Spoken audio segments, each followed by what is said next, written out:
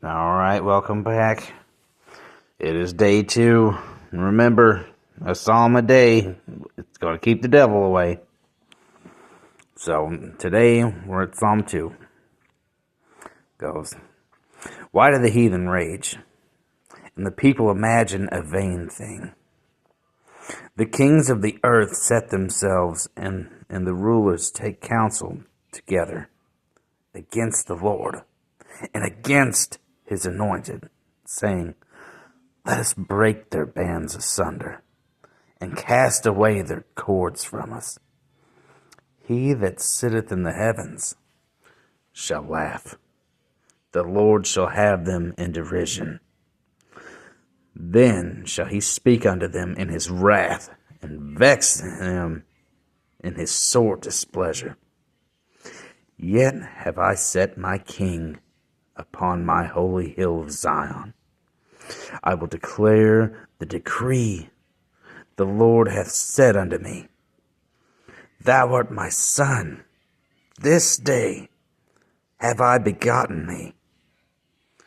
Ask of me, and I shall give thee the heathen for thine inheritance, and the uttermost parts of the earth for thy possession. Thou shalt break them with a rod of iron. Thou shalt dash them in pieces like a potter's vessel. Be wise now, therefore, O ye kings, be instructed, ye judges of the earth.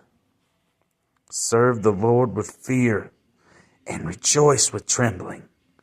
Kiss the Son, lest he be angry, and ye perish from the way, when his wrath is kindled, but a little. Blessed are all they that put their trust in him.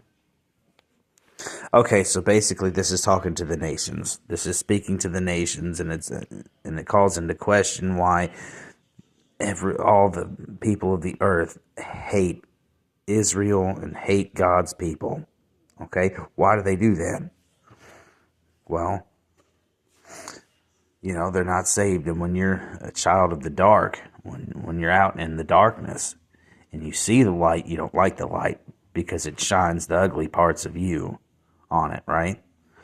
So, but remember, God is a forgiving God. He loves you. He wants to see you do good. So anyway, if you turn to him and come to the light, he's going to bless you, right? It says it right there. Blessed are all they that put their trust in him, right? So basically, all these nations, they tell Israel and God's people, and they want them out. They want to separate themselves from them, right? And it says right here, like,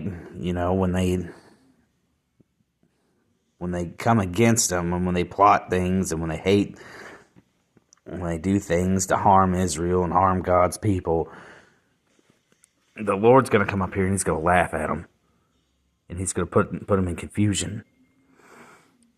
Like in derision, right? I think that's confusion. I may be wrong on that. But anyway, then he's going to speak unto the Gentiles, which is everybody that's not saved, and he's going to speak to them in his wrath,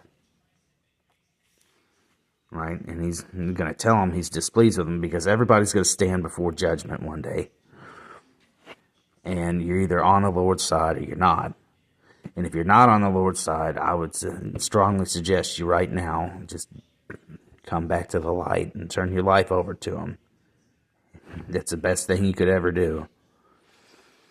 But see, this is David, right? He's talking here. The Lord told David that he would set his king up on his holy hill of Zion, right? So but this is also a precursor of Jesus, right? Because Jesus came from the line of David. But anyway, while David's writing this, that's what the Lord told David. He said his house will live on forever. And out of his loins, the king's going to come whose kingdom has no end. Or something to that degree. Can't talk this morning. Well, anyway, See, that's why the Lord blessed David, and he gave everybody around him, like David was a mighty warrior. And he ended up taking a lot of the lands around him, right? Because they'd all come against him, but the Lord delivered them into David's hands because David loved the Lord. That's what he's talking about here.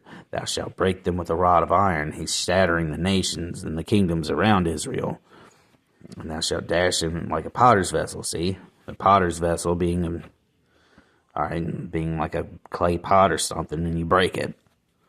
Now, therefore, see, this is talking to the kings and the rulers and anybody in leadership, It says, be wise and be instructed.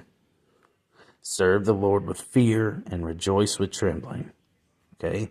So remember that there is a God in heaven who's watching every single thing that we do. You can't even hide your thoughts from him. So remember, serve him with fear and rejoice with trembling, right? So that means love the Lord. When you love the Lord, you'll fear him, because fear is the beginning of wisdom. And you'll rejoice with trembling. So stay on his good side, right?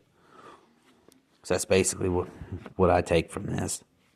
Kiss the Son, lest he be angry and perish from the way. And you perish from the way. Okay, so you don't want the Lord mad at you. Bless his people. Bless the Lord's people. So that God's not mad at you, right? You don't want him mad at you. But remember, at the end of it, blessed are all they that put their trust in him. Put your trust in the Lord today. That's all I got. Until tomorrow. Love you guys. Be safe. Have a blessed day. In Jesus' name. Amen.